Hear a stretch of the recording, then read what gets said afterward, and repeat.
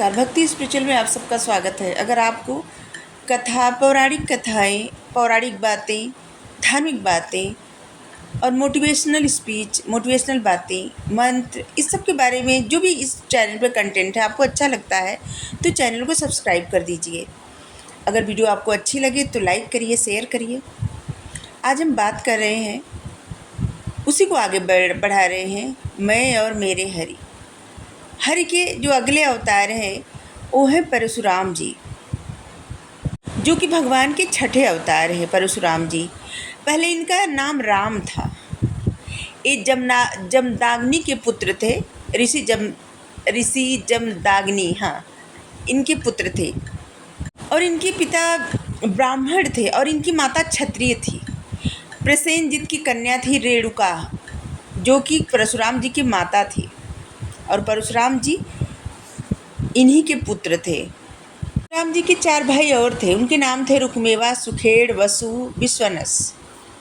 परशुराम जी का जन्म वैशाख के शुक्ल पक्ष तृतीया को हुआ था और परशुराम जी के जन्म के उपलक्ष्य में ही अक्षय तृतीया मनाई जाती है।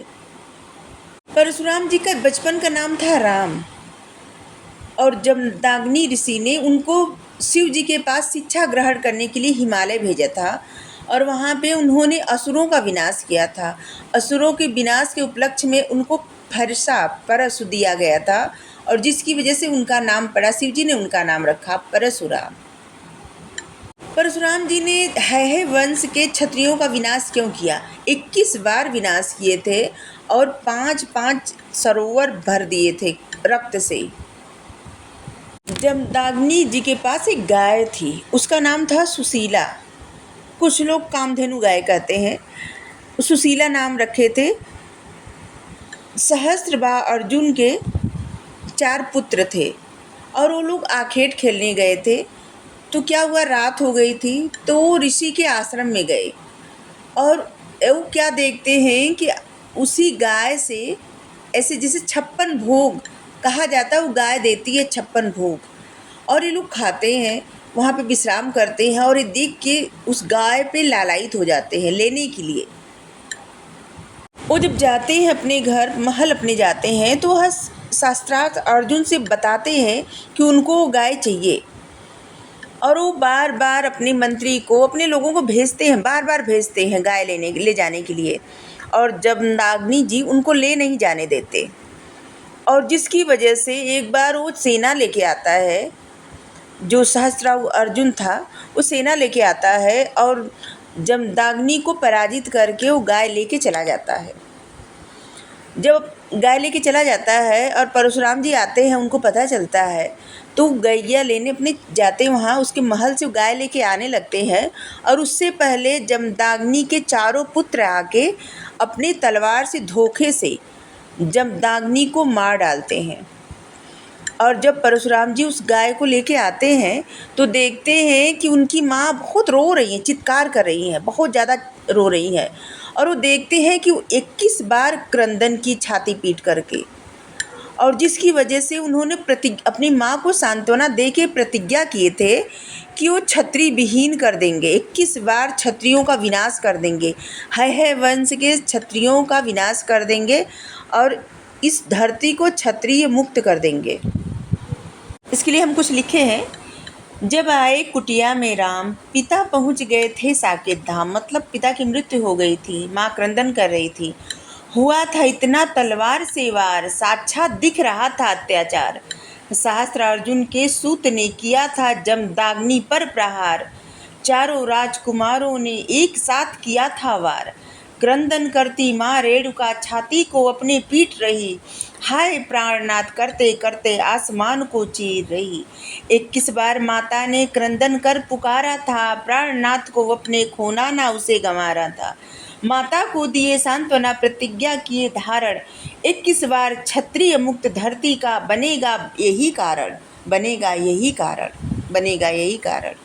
परशुराम जी इसी कारण पहले 4 राजकुमार का वध करते हैं और जो लोग उनको संरक्षण देते हैं उनका वध करते हैं, और सहस्त्रार्थ अर्जुन का वध करते हैं। और सिर्फ एक ही बार नहीं, 21 बार क्षत्रिय वंश है वंश के क्षत्रिय वंश का समाप्ति करते हैं, और जिससे 5 सरोवर भर दिए थे रक्त से।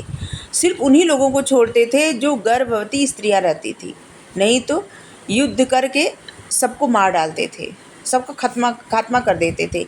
एक बार तो परशुराम जी अपने पिता के कहने पे अपनी माँ का वध कर दिए थे। पर क्या हुआ था ना, जमदाग्नि जी यज्ञ करने जा रहे थे। वो यज्ञ पे बैठे और रेणुका जी गई सरोवर से जल भरने, और जब वो सरोवर में गई जल भरने तो वहाँ पे कुछ लोग स्नान कर रहे थे और खेल रहे थे, ठीक है, और वो देखने लगी, और जिसकी वजह से जमदाग्नि बहुत ज़्यादा क्रोध में आ गए। उन्होंने अपने चारों पुत्रों से कहा कि अपनी माँ का वध कर दे, लेकिन उनको माँ के प्रति बहुत ज़्यादा ममता थी और वो वध नहीं किए। और जब परशुराम जी आए और उनसे कहे तो परशुराम जी तुरंत अपनी माता का और अपने चारों भाई का वध कर दिए। लेकिन बाद में जब उनके पिता बहुत प्रसन्न हुए कि उनका पुत्र कितना आज्ञा का पालन कर रहा है, तो कहते हैं कि हे परशुराम पुत्र, हम आपसे बहुत प्रसन्न हैं, आप वरदान मांगिए। तो वरदान वही मांगते हैं कि उनकी माता और उनके चारों भाई फिर से जीवित हो जाएं और उनको कुछ ये सब स्मरण न रहे, याद न रहे, और फिर से उनकी माता और उनके चारों भाई जीवित हो जाते हैं। जो 7 चिरंजीवी जीवित हैं उनमें से एक परशुराम जी भी हैं। जैसे 7 लोग हैं ना, अश्वत्थामा, बलि, वेद व्यास, हनुमान जी, परशुराम, कृपाचार्य, विभीषण, ये 7 लोग चिरंजीवी हैं और आज भी हमेशा रहेंगे। उसमें से परशुराम जी भी हैं। परशुराम जी त्रेता से लेके हर युग में रहते हैं।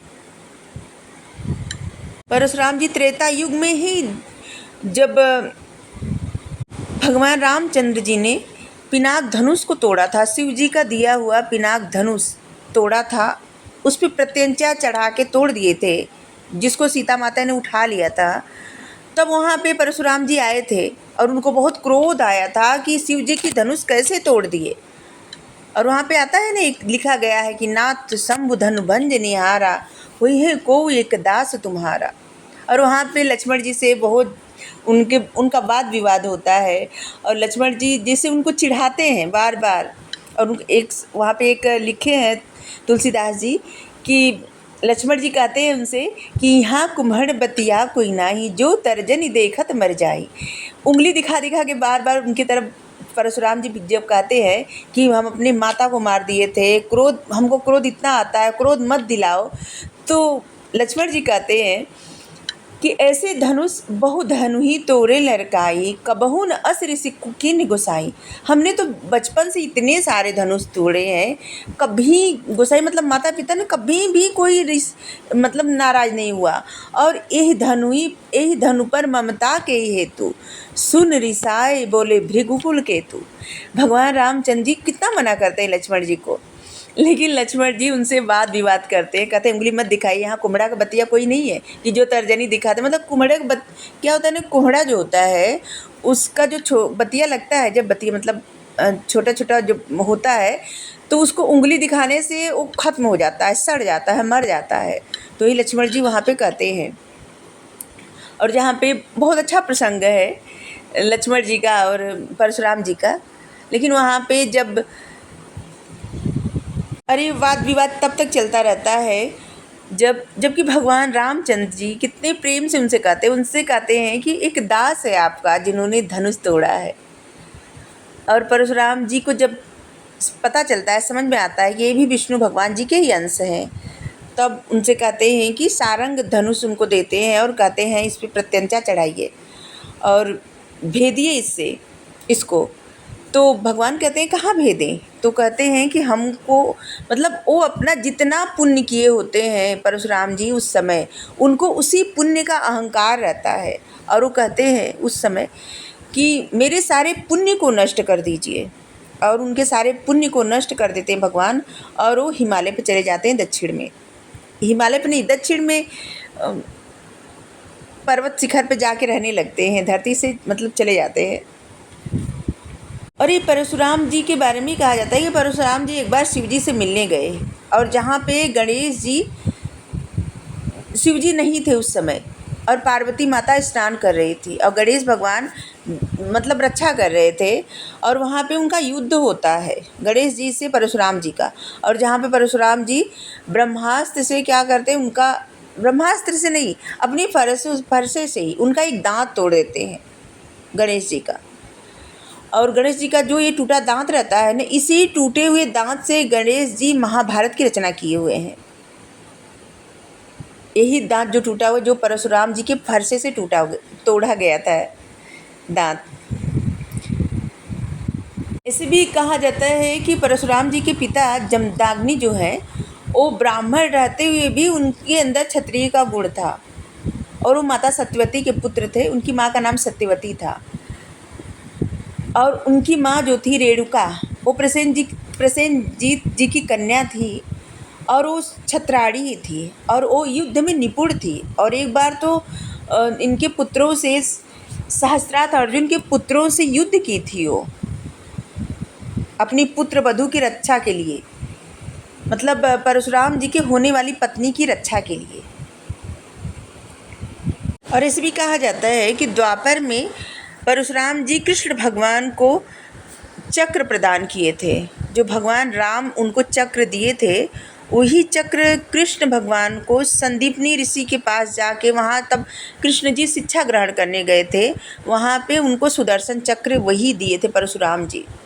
और ऐसे भी बताया जाता है कि महाभारत में तो इनका बहुत मतलब विधिवत लिखा गया इनके बारे में, क्योंकि परशुराम जी गंगापुत्र भीष्म के गुरु थे, द्रोणाचार्य के भी गुरु थे और कर्ण के भी गुरु थे। कर्ण को तो जब वो कर्ण के गुरु बने तो कर्ण को खुद नहीं पता था कि कर्ण क्षत्रिय है, क्योंकि वो क्षत्रियों को कभी भी शिक्षा नहीं देते थे। जब उनको पता चला कि कर्ण क्षत्रिय हैं, तब उन्होंने अपना जो भी उनको विद्या दिया था वो सब ले लिए वापस। वो बोले, ऐसे मतलब श्राप दे दिए थे कि जब भी तुमको इसकी ज़रूरत पड़ेगी तब ये तुमको याद नहीं रहेगा, भूल जाए, क्योंकि तुमने मेरे साथ छल किया था। और ऐसे ही महाभारत में ही एक प्रसंग आता है कि जहाँ पे परशुराम जी, जब कर्ण परशुराम जी से शिक्षा ग्रहण कर रहे थे, तो एक बार परशुराम जी आराम कर रहे थे, मतलब सो रहे थे, और एक बिच्छू आके डंक मार देता है कर्ण को, और कर्ण उस पीड़ा को सहन कर देते हैं, इतनी भयंकर पीड़ा को सहते हुए, और उनकी नींद में बाधा नहीं डालते अपने गुरु के।